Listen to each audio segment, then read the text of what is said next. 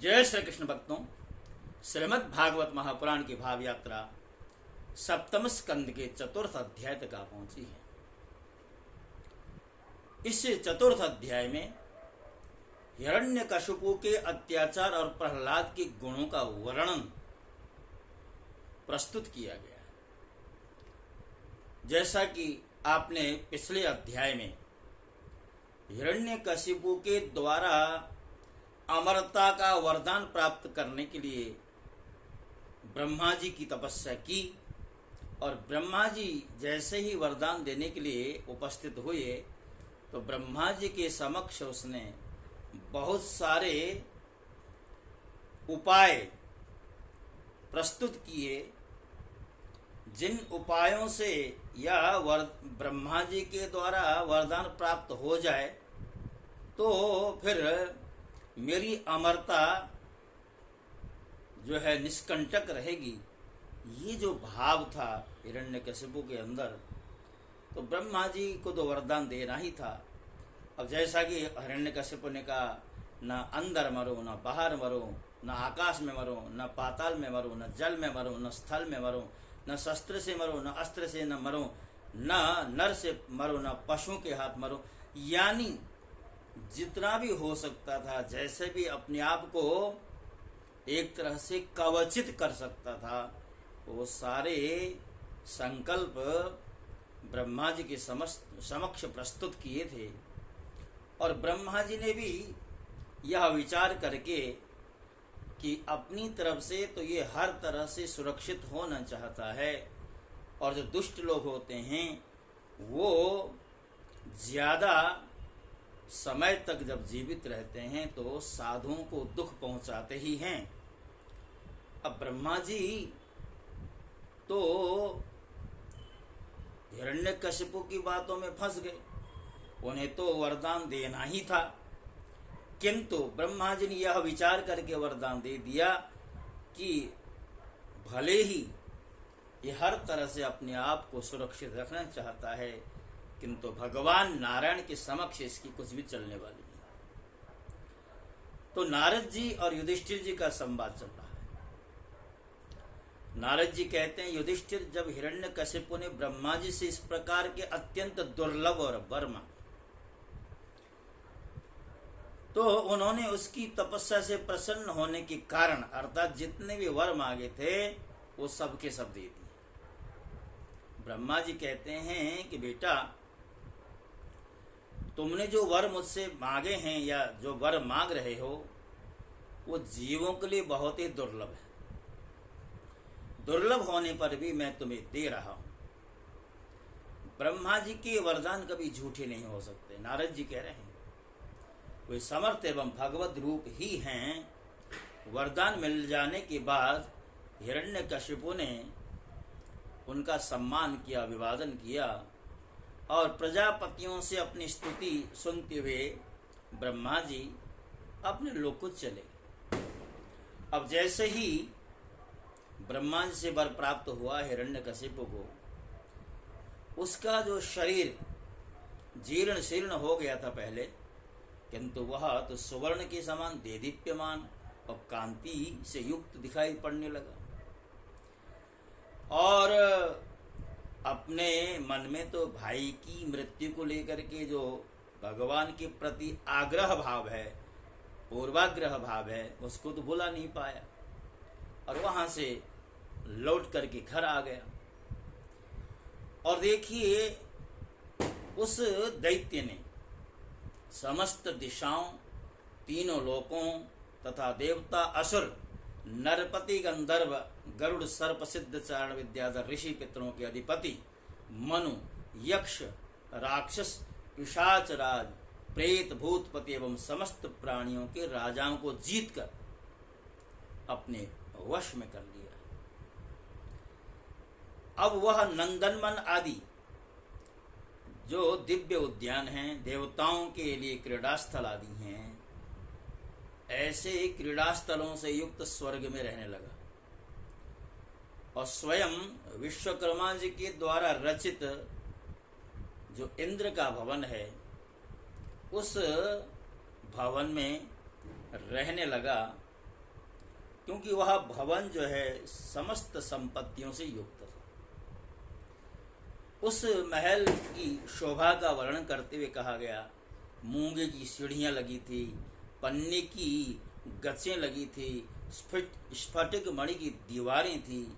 तो इस तरह उस भवन के सौंदर्य का यहाँ पर वर्णन किया गया। और उस भवन में एक और सुविधा विद्यमान थी।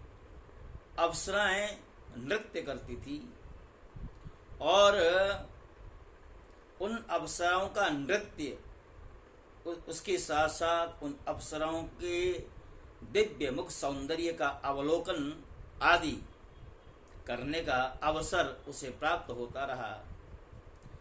और हिरण्यकशिपु जो है उस दिव्य भवन में रहते हुए समस्त लोकपालों को जीत करके एकमात्र एक छत्र सम्राट बन करके स्वतंत्रता पूर्वक रहने लगा।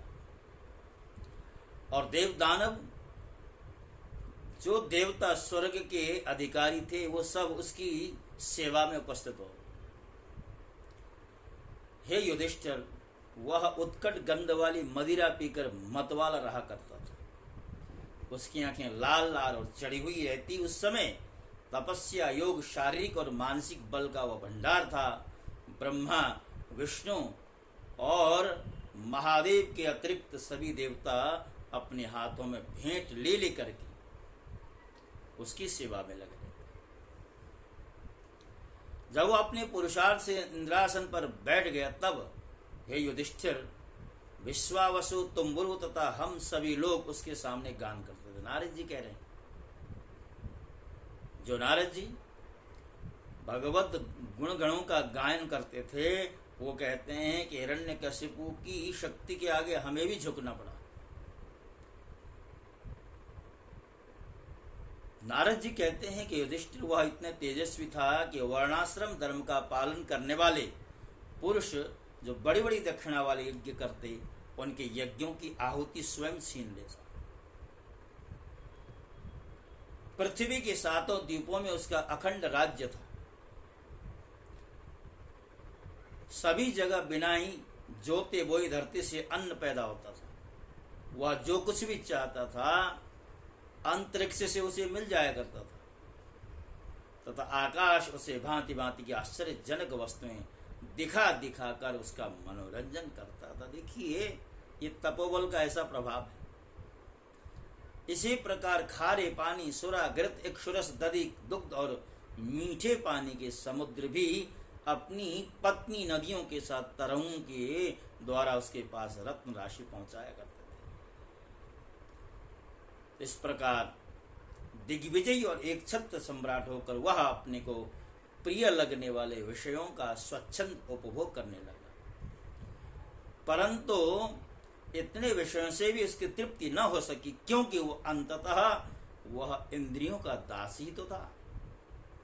हे युधिष्ठिर, इस रूप में भी वह भगवान का वही पार्षद है जैसे सनकादियों ने शाप दिया था। वह ऐश्वर्य के मत से मत वाला हो गया तथा घमंड में चूर होकर शास्त्रों की मर्यादा का उल्लंघन करने लगा। इस तरह काफी समय बीत गया। उसके कठोर शासन से सब लोग और लोकपाल भयभीत हो गए।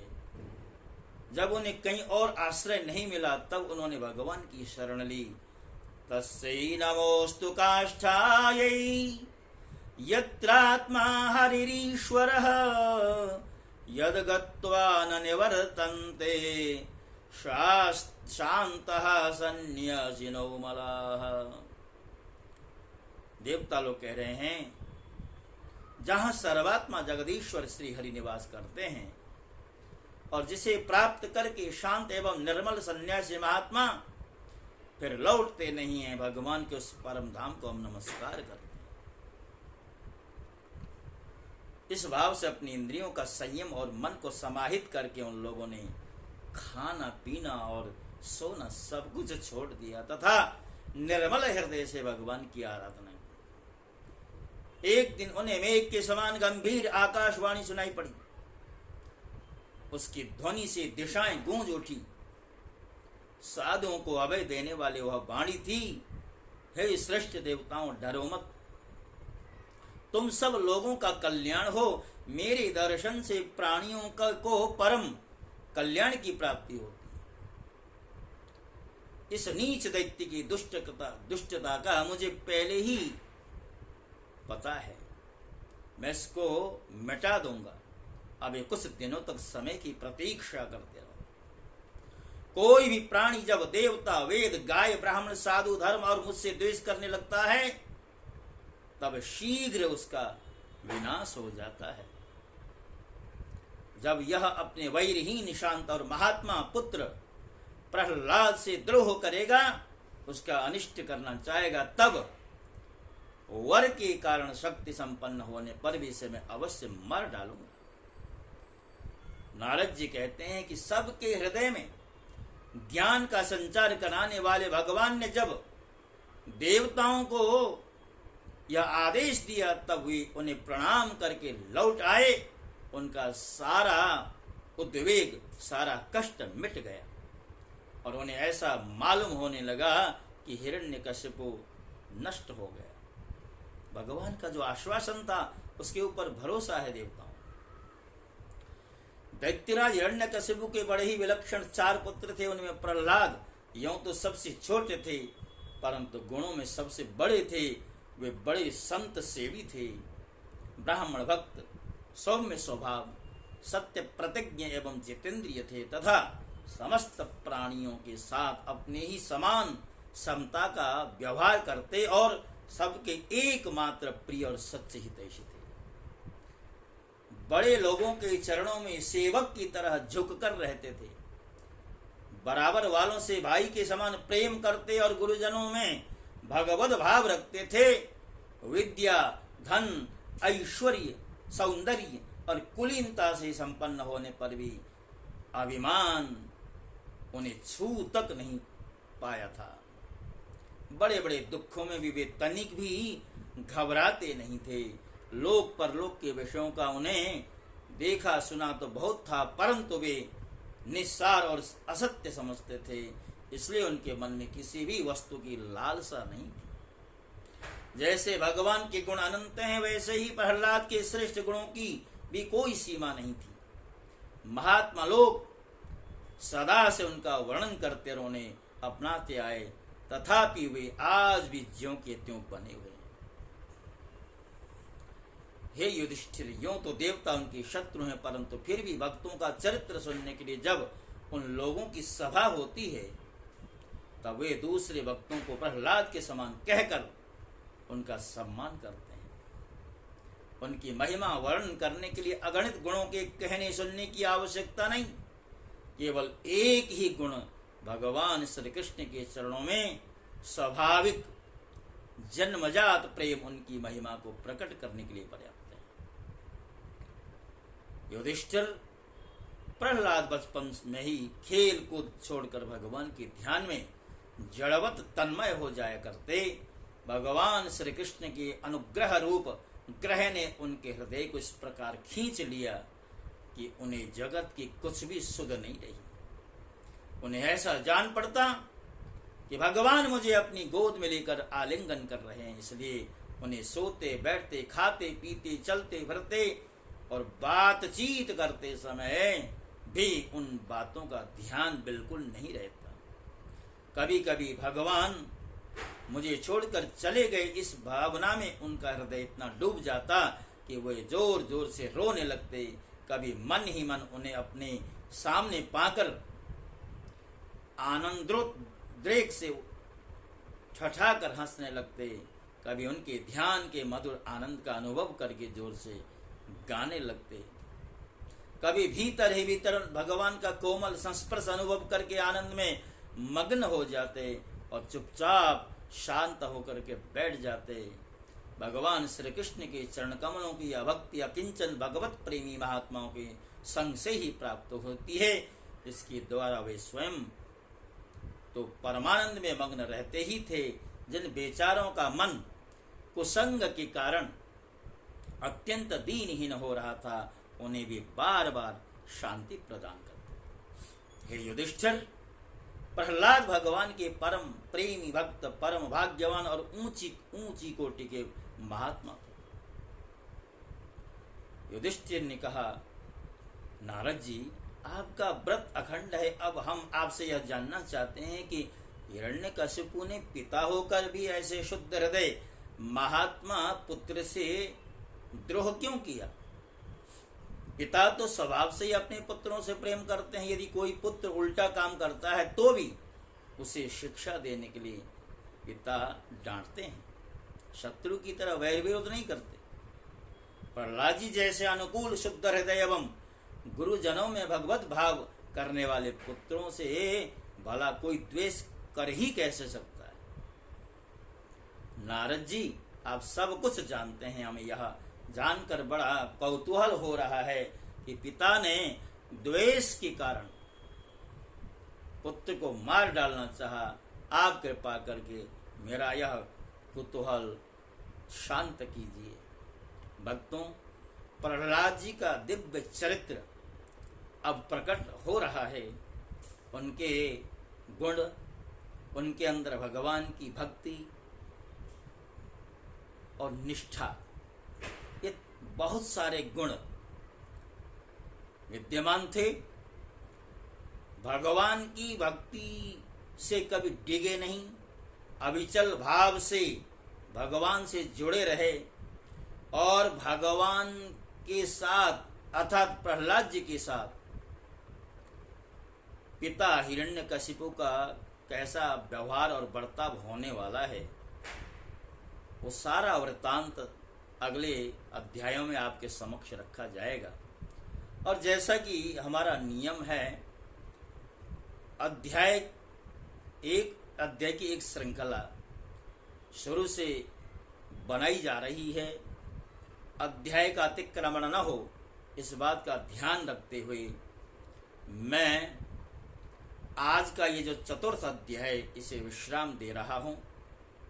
भक्तों, अब दीपावली का महापर्व निकट है और दीपावली को लेकर के इस बार लोगों के मन में भ्रम की स्थिति बनी हुई है। 31 अक्टूबर को मनाएं या 1 नवंबर को दीपावली का महापर्व मनाएं, इस बात को लेकर के काफ़ी लोगों में एक तरह से भ्रम है, बेचैनी है। कुछ विद्वानों ने 31 तारीख को एक तरह से प्रमाणित कर दिया है। कुछ लोग 1 नवंबर की तिथि को लेकर के अपना मत अभिव्यक्त कर रहे हैं, किंतु लोक मत भी इसमें महत्व रखता है। देखते हैं आगे आगे जैसा भी लोक मत बनेगा इस विषय को लेकर के, उसके अनुरूप हम सब महालक्ष्मी जी की उपासना आराधना करेंगे। इन्हीं शब्दों के साथ आपसे विदा हो रहा हूँ और एक बात पुनः आपको याद दिलाता हुआ, स्मरण कराता हुआ कि मुझे आगे बढ़ाने के लिए मेरे चैनल को सब्सक्राइब कर दीजिए। यूट्यूब में जब आप अपना मन पसंद कार्यक्रम सर्च कर रहे होते हैं तो कदाचित हमारा भी चैनल नज़र आ जाए, तो उसे भी सब्सक्राइब कर दीजिए, लाइक का बटन दबा दीजिए और हो सके तो हमारा वीडियो आपस में शेयर भी कर लीजिए, तो अधिक से अधिक लोगों तक हमारा ये प्रयास पहुँचे। इन्हीं शब्दों के साथ आपसे विदा होता हूँ। जय श्री कृष्ण। ओम नमो भगवते वासुदेवाय।